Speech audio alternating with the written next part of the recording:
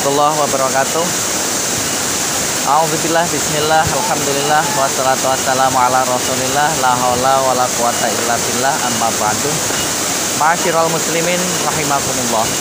Di hari bulan suci Ramadan 1442 Hijriah yang ketiga ini, di hari ketiga, alhamdulillah kita masih diberikan kesehatan sehingga sampai sore ini kita masih istiqomah menjalankan ibadah puasa, dan sebentar lagi waktu beduk maghrib akan tiba. Kita akan melaksanakan ibadah yang menyenangkan, ibadah yang paling menyenangkan, yaitu ibadah berbuka puasa.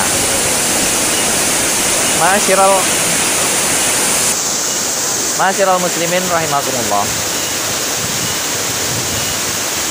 Dalam puasa hari yang ketiga ini ada sebuah hadis yang perlu kita renungkan. Siapakah orang-orang mukmin itu? Siapakah muslim seperti kita itu? Kata Rasul, alladzina yanzurunal ummah bi'ainir rahmah. Orang-orang mukmin, orang-orang muslim adalah orang-orang yang melihat manusia dengan penglihatan penuh kasih sayang, memandang sesama manusia dengan penuh kasih sayang.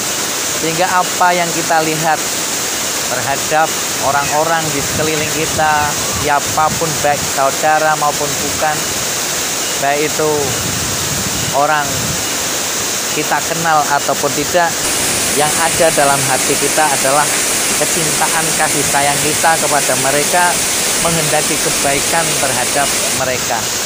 Ada sebuah kisah yang terkenal dari seorang ulama besar tanah Jawa, yaitu Al-Mukarram Bapak Kiai Haji Ali Yahya Lasem. Beliau seorang penceramah, pengasuh pondok, juga penceramah terkenal. Suatu ketika beliau diundang untuk memberikan tausiah, untuk memberikan mauidhah hasanah di daerah Jepara. Di pertengahan jalan beliau bertemu dengan lampu merah. Kemudian di lampu merah itu berhenti. Di lampu merah itu berhenti karena kondisi cuaca yang gerah. Pada saat itu mobil beliau belum ber-AC. Merasa gerah, sorban beliau dilepas, jas beliau dilepas, bahkan peci beliau juga dilepas.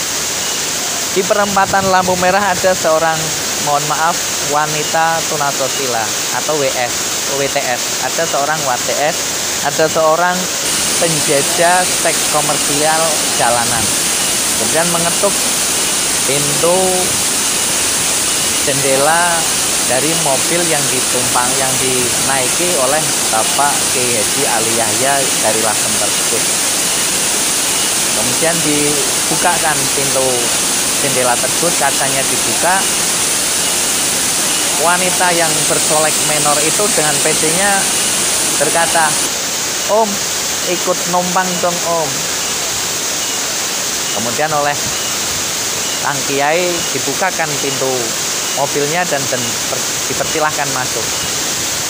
Setelah sampai di dalam mobil, lampu merah mati, ganti lampu hijau, mobil berjalan. Si wanita pelacur tersebut, WTS tersebut, berkata, "Om, akan saya temani sampai pagi, boleh Om?" Kata Sanjay, "Boleh Mbak, boleh. Dengan senang hati jika Mbak mau berkenan menemani panjang perjalanan saya, menemani malam saya malam hari ini sampai pagi." Singkat cerita, sampailah pada lokasi acara di daerah Jepara yang ramai hiruk pikuk. Pengunjung ramai, wanita-wanita memakai jilbab, bapak-bapak memakai peci, memakai sarung. Si wanita ini bertanya-tanya, karena ketika dalam perjalanan sang kiai mendekati tempat tersebut, telah mengenakan jasnya kembali, mengenakan pecinya kembali, mengenakan sorbannya kembali. Kemudian si wanita ini tiba-tiba pucat. Ternyata om-om yang digoda adalah seorang kiai yang akan memberikan tausiah. Tapi sang kiai tetap tenang, memandang tetap penuh dengan kasih sayang tanpa ada rasa kebencian. Setelah turun dari mobil, sang Kiai sudah disambut oleh para jamaah yang menantikan tausiahnya, menantikan mauidhah hasanahnya. Kemudian sang Kiai turun terlebih dahulu menghampiri ibu-ibu jamaah. Bu, tolong pinjamin saya jilbab karena Bunyai lupa memakai jilbab.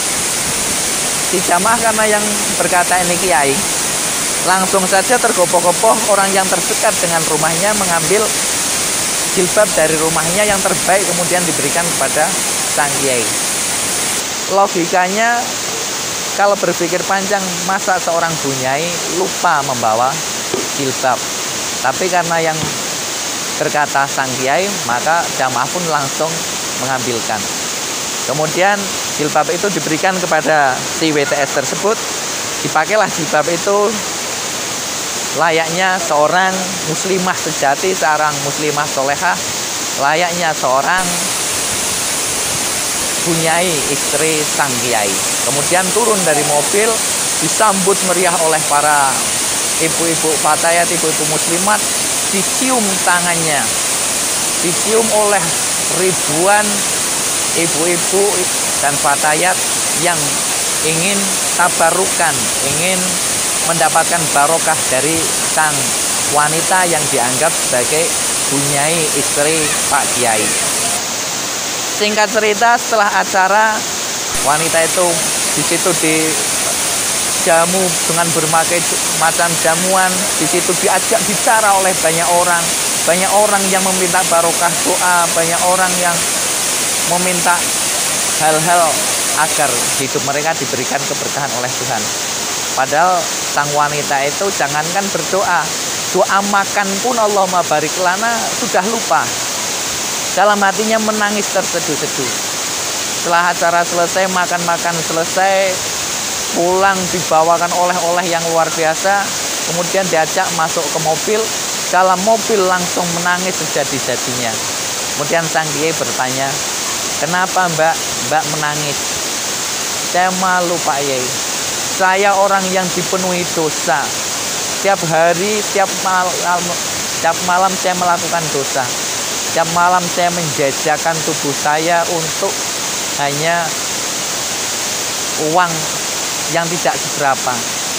Malam hari ini saya benar-benar terharu, merasa menjadi seorang wanita yang terhormat. Saya malu pada diri saya sendiri Pak Kiai. Saya malu pada Allah karena malam ini saya telah mendustai Allah. Kemudian jawab sang Kiai, mulai malam ini pikirkan jika mbak ingin menjadi orang yang mulia, dimuliakan Allah, pasti dimuliakan masyarakat, bertaubatlah. Maka sejak malam itu sang wanita bertobat, memohon ampunan kepada Allah dan menjadi wanita yang salihah. Itulah sepenggal kisah, contoh kisah para ulama-ulama salaf, ulama-ulama guru-guru besar kita, orang-orang yang soleh, melihat orang bukan menghujat tapi memberikan nasihat, mengajak orang dengan hati penuh kasih sayang, bukan dengan kebencian, sehingga hatinya tersentuh. Inilah ulama-ulama ahli hikmah yang dalam Al-Quran disebut hukama.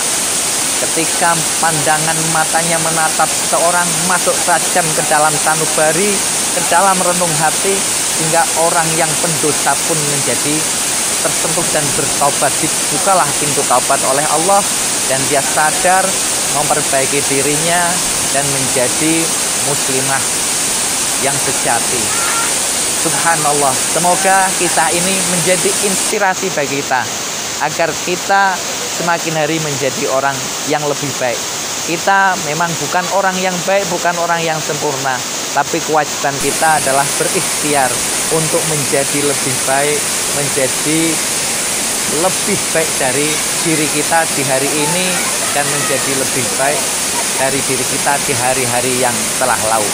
Insya Allah, semoga Allah mudahkan jalan kita untuk menuju kebaikan, dan kita menjadi orang-orang yang bisa bermanfaat untuk masyarakat sekitar, bisa menebarkan kasih sayang. Terlebih di bulan suci Ramadan ini, bulan yang penuh kasih sayang, bulan dimana kita dengan mudah bisa menempa hati kita untuk menjadi peka terhadap masalah-masalah sosial. Apalagi bulan puasa ini kasus corona belum selesai, belum dinyatakan bubar oleh pemerintah.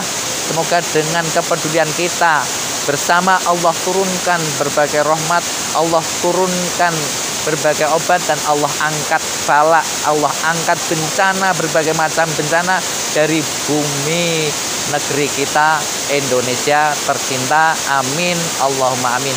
Demikian yang dapat saya sampaikan.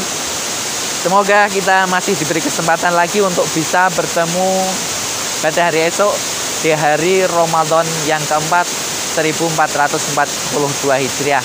Mohon maaf atas kesalahannya dan kekurangannya. Al-afu minkum, usikum wa nafsi bitaqwallah. Wassalamualaikum warahmatullahi wabarakatuh.